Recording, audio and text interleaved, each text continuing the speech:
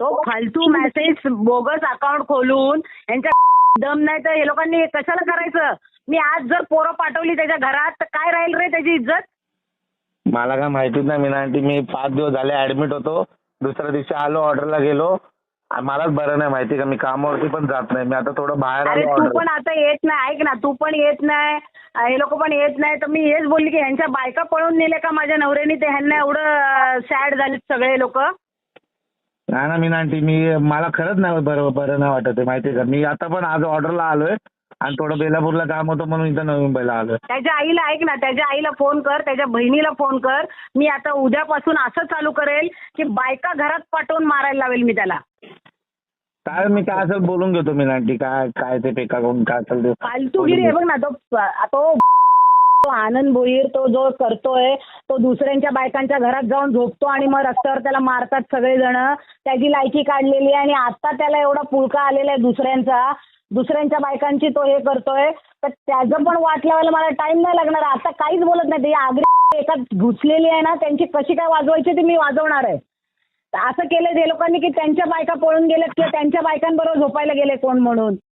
नाही मी भेटतो. मी अण्णाला पण सांगितलं कारण की आलिशा पण बोलली ना पांडे एवढी चरबी का आली, तो का एवढा उडतोय. त्याला विचारायचं त्याच्या घरी येतोय का भूषण झोपायला म्हणून.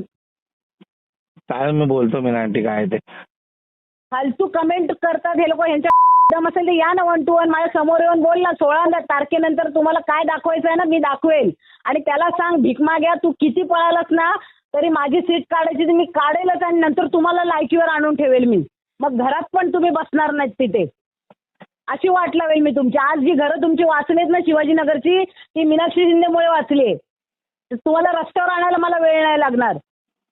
बोलतो मीना त्याच्या आंटी. बहिणीला पण सांग, त्याच्या बहिणीला पण सांग, त्याच्या आईला पण सांग. मी तुला घरात मग सांगतो कोणाला पाठवलं ना तर मग मी काय करेल ते समजून जा. माझ्या नवऱ्यासारखं मला समजू नका. मी पूर्ण वाटच लावून टाकेल. मग रोज पोलीस स्टेशनच्या फेऱ्या मारायला लावेल मी तुम्हा लोकांना. तुम्ही आता लायकी ऐक ना, आम्हाला माहिती आहे ना तुम्ही नाही आमच्याबरोबर, तुम्ही त्यांचं खाणार आहे, तुम्ही तिकडेच मरणार आहे. तर तुम्ही शांततेत राहा ना. 15 दिवसानंतर तुम्हाला मानपडातच राहायचंय का भूषणच्या घरी जाऊन राहणार आहे तुम्ही. चालेल मी काय ते बोलतो मीना आंटी. एवढं काय नाही मी बोलतो कारण मी पण एवढं काय ह्याच्यात नव्हतो. ह्याच्यात पण नाही मी कुठंच नाही.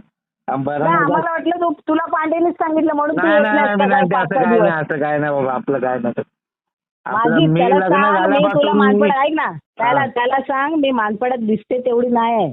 माझी लेवल बघायची असेल ना तर दुसऱ्याच दिवशी सीपीला फोन करून काय याची वाट लावेल ना मी, ते तुला पण समजणार नाही. आणि डामच्या लोक मारायला आले ना, आम्ही वाचवलंय त्याला उद्या फोन करून सांगेल घरात घुसून तोडफोड करून. काय राहील यांची. बरोबर आहे. चालेल मी बोलतो काय ते बोलतो. ठीक आहे. हा.